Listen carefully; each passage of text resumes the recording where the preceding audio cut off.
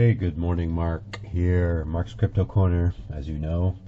I haven't done one of these in a while. I've pretty much taken the summer off, but here we are. So we're going to go through this news quickly here. Personally, I find my news feed kind of boring, and I'm going to be changing up some format.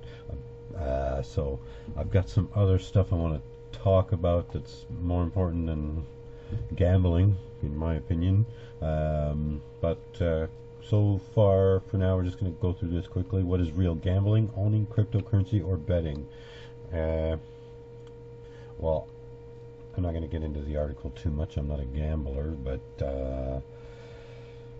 from the age-old barter system of exchanging goods for goods and services to the evolution of currency to online payment portals, the world has evolved into a global hub of other payment things, crypto and whatnot. Anyways, as far as a gambling, paying with crypto, or what are you doing, currency or betting?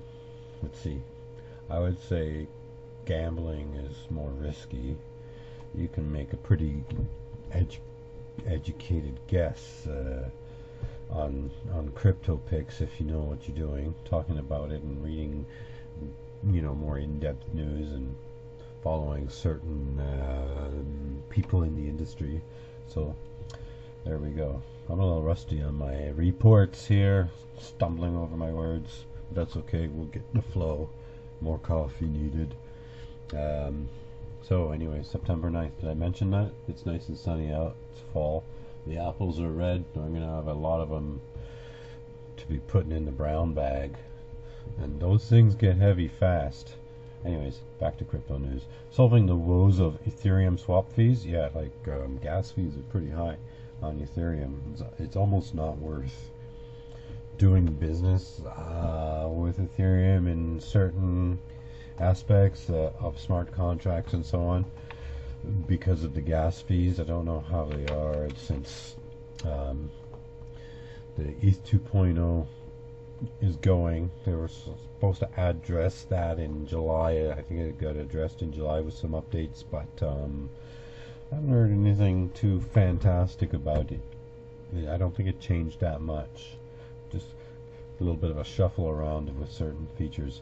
So what? Total volume locked TVL in DeFi protocols recently touched a new high, 183 billion, almost 184 billion, reaffirming to the world that DeFi is here to stay. Yeah, that's it for sure. The horses left the barn and the barn burnt down. That's it. So yeah, and some pointy heads at the banking people, industry, all those people, they're going, now what are we going to fill our pockets with? We can't steal from the people anymore because they're putting it into crypto. Yeah. Anyways, I like Ethereum. I just don't want to use it too much in a smart contract context.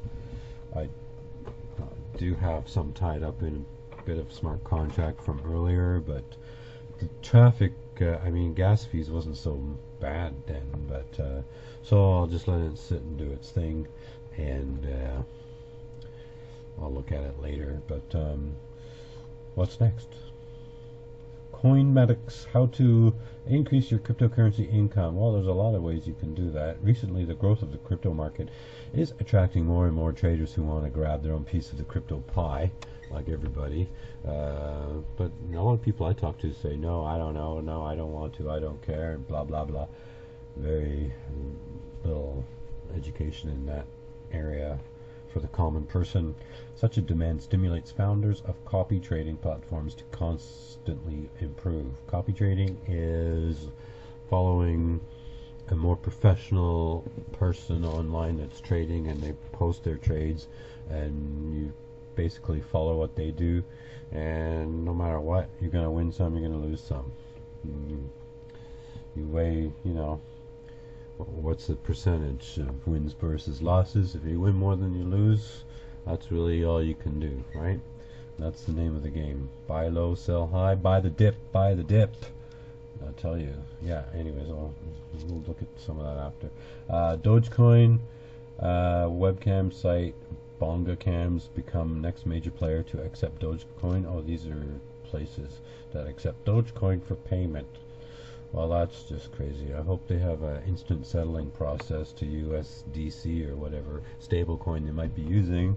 Otherwise, you know, you can take a payment in any crypto, and whether it goes up or down is going to throw a balance sheet off. So as long as you got something there to settle up quickly to a stable coin, you might be all right. There's a lot of systems coming out doing that for the point of sale industry.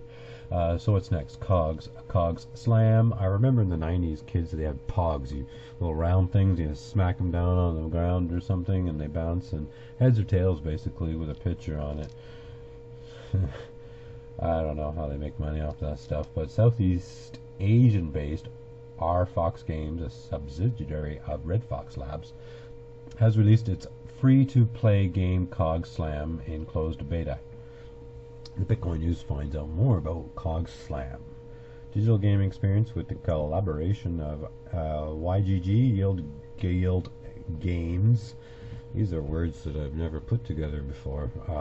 Please introduce yourself and what you do. This is like an interview of sorts, but I'm not going to go into that. But apparently somebody's name is Fadsley, and they're going to tell you about the game. But I'd like to see games where you can actually, instead of collecting gold coins like Mario Brothers, actually get crypto, you know what I mean? And invite people to the game, you get a bit of affiliate commission, you all play a game, have fun, and earn a bit of crypto. I think that might be alright. I haven't seen too much. I hope there is such a thing. I'm not too much interested in NFTs at the moment, although the world will be basically NFT'd to death. Just like when scanners came out, the entire world was digitized, all their books and maps and old things, right? Shout a turn and whatnot. So there you are. That's how it goes. How Bitcoin casinos work and how they cheat. Well, I don't want to get cheated. I think everybody's been cheated with some sort of online thing, big or small, right? Blockchain can be good, but thanks to which users can deposit coins in account, blah blah. I'm not going to read it. Yes. Okay, let's play the esports platform disrupting a $400 billion industry. Okay, let's play. That's pretty good. I like their thing. It kind of rolls off the tongue. Not like other words I've been trying to read around here. Founded in just, in 2017. These guys is an online esports platform. Not is, they are. Yes. That takes competitive gaming to the next level, to the max. Platform has already hosted 9,000 users in more than 4,000 games and 200 tournaments, and while the gaming platform has already built a loyal customer base, it is about to receive a cutting-edge boost from a 2.1 million or billion. I guess we'll never know until we click on it. It's a cliffhanger, clickbait cliffhanger right there. Okay, let's move on. Astra Protocol is helping decentralized financial organizations ensure regulatory compliance. Oh, that's all right. You can have a protocol working instead of the OSC, which is pissing people off. But yeah, run this protocol, make it fair for everybody, and you can just set your exchange to this protocol chip, and there you are. But OSC seems to be like cherry picking and being a bunch of wankers. So the meteoric rise of DeFi and accompanying NFT space has been quite spectacular and truly unprecedented. Yeah, lots of stuff. Okay, baby cakes. They're talking shitcoin here. That's a whole new topic. I even have a file on my computer called shitcoin. So, I mean, it's just how crypto is, right? The naming of these things is crazy. Like hodling, I don't even like that. Holding, there's crazy spelling mistake, and then there it is. It becomes this thing. Fundraising in the form of crypto auction. Okay. By a company called Quasar. Intentional auction offer. Type of currency, crypto currency fundraising based on fair prices. Okay, that's good. Crowdfunding. There is a baker who submits application. Really, they call it a baker? Why does he do that? Anyways, there's the news for this week. But this is really just not really what I wanted to talk about. I've got some other things. Fear and Greed 27, that's kind of low. Go here. They have great things. I've learned so much and still do. Okay, anyways. Next is, I have a list here I've made on Notepad. We're going to talk about Binance Exit from Ontario. And here it is. If you don't know, by December 31st, if you're in Ontario at least, and you have cryptocurrency in a Binance account, you better get it out of there, because the OSC, once again, is creating problems, and Binance says, forget you, Ontario, I'm not going to deal with you, pokey ass rules, we're just going to get out of here. And unfortunately, that's the way it has to be, but I don't blame them. OSC is making trouble for a lot of exchanges because they don't conform to certain rules. I believe in regulation to a point, get the scammers out of there and stuff, but I think we should be able to at least make our own decisions and not be like handheld by nanny state people working, just to create havoc for people. I don't know. It just goes deep. We don't want to deal with that nanny state Ontario government. So, moving on. If I hit the back button here, I typed in a Google search, Binance Ontario, and there's just the ban, what to do, what's going on. It's the OSC regulator, and get your crypto out. Okay, and I've done that pretty much, except for one, which I still have ADA. I have some Cardano in there, which was a very good investment on my part. Good deal. Got it way below here, around 110, 118, and 120. I think I made a few little buy-ins there. So there's that. It's done well. I'm hanging on to that. But you notice there's a snapshot of the market today. All of these are a lot similar. See how the market trends sort of in a similar fashion. It's just the way it is. A lot of coins do this. Some don't. Some do the opposite. There's always one or two that are going to do the opposite of what the rest are doing. Well, not one or two, because there's thousands, but a low percentage. Anyways, there we are with that. If I just go over to the old trade button classic, I do have some Cardano in here, but that brings me to the next point. Since we have to get everything out of Binance by December 31st,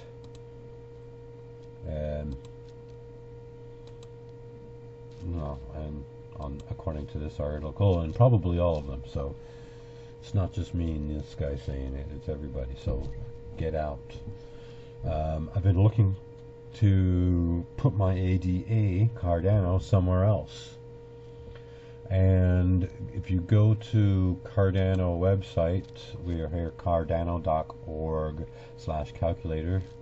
This was just a pop-down menu of some sort.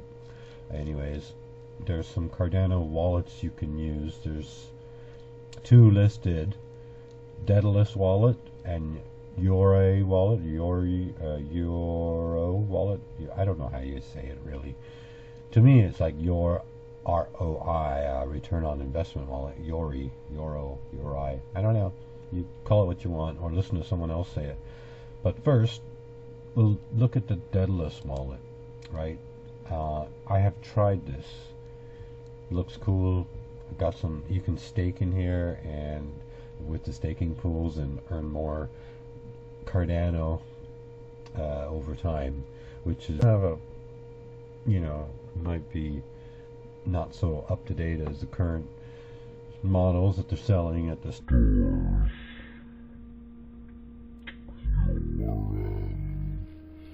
Your Daedalus mainnet wallet is going to basically take up all your resources, and it brings my computer to a halt, right? Basically, you can't do anything else. So what this does is you have to download this. It's like, 10, I don't know what it is, some gigabytes, say, but the thing is, it downloads the entire blockchain ledger to your computer and synchronizes with the blockchain, which is pretty cool, but certainly taxing on your resources.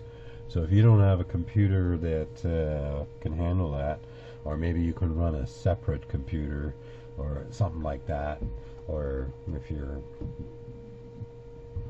a little bit geeky, maybe you could put a Pi in there, Raspberry Pi, and just set up a separate wallet and just run it. If you want to keep it online all the time, but it has to sync up. It takes so long. But anyway, so this has some great staking features, but it downloads the entire blockchain to your hard drive, and it's just too much. So I'm going to remove this program, and we will go back there. You shouldn't be hanging out on my desktop anyways. We're going to go back to here and the Yoroi wallet, however you say it. This is what I've just downloaded on my phone. So I haven't set it up yet. It's going to want like you got to choose language and terms of agreement and all that, but we need to write down all the seed phrase and recovery phrases and passwords, logins on separate paper, and then you will want to copy it onto more separate paper maybe, or photocopy them on a secure photocopier and place them in other places, like in a safe, a fireproof, waterproof safe in your house or somewhere. So you're not ever going to be locked out of your funds, because if you lose that stuff, you're doomed. All that work you ever did will be for naught. So moving on, wallets. I'm going to use the Yoroi wallet. Your gateway to the. So these guys have some staking as well. It's not as high maybe as the Daedulus wallet, but this is, I've downloaded this onto my phone, so I'm gonna set that up and move my Cardano there before the end of the year, so I don't lose my little handsome investment there. So there's that. An ADA is actually basically it was made from one of the co-founders of Ethereum, and created Cardano to address some of the shortcomings of Ethereum. So ADA supports smart contracts and NFTs and staking and all that kind of stuff. So I think a lot of blockchains that hold power to NFTs and smart contracts will be the ones that really come on top in the world of all the tokens out there and stuff like that, right? There's a lot of shit going for sure. So anyways, moving on, let me just check my notes. So Binance Exit from Ontario, so moving crypto out of the ADA and the ADA wallet. So for me, I'm going to use the Yoroi wallet, and the Daedulus wallet is just too intensive, and unless you want to run it on a separate computer, on your network, whatever. So there's Yoroi, and what is for sure known is that no wallet can hold all the crypto that you have. So I'm using, actually I have MetaMask, right, which holds a lot of shitcoin type of tokens, and I use that mainly for pre-sale opportunities and things like that, right? You can put in like 0.1 BNB and get in on a pre-sale and get out, and hopefully you make a couple of satoshis along the way. Tron Link, why not use it? You can hold Tron in other wallets, but Tron Link's the wallet for Tron really efficiently. So it's got smart contract and NFT features. There's the Binance Smart Chain wallet, and on my phone I also have another MetaMask. I also have the same Tron Link wallet, which is interesting. It's the same account. I'm not sure if you can do that with MetaMask, but I can access the same account here and as on my phone with the same balance. Also on my wallet, on my phone, I'm using Trust Wallet because Trust Wallet actually holds a lot of the popular cryptos. You know, BTC, Ethereum, and all kinds of stuff. Let me just see if I can read off a couple of them. Wherever they shall be on my phone. Yes, Trust Wallet.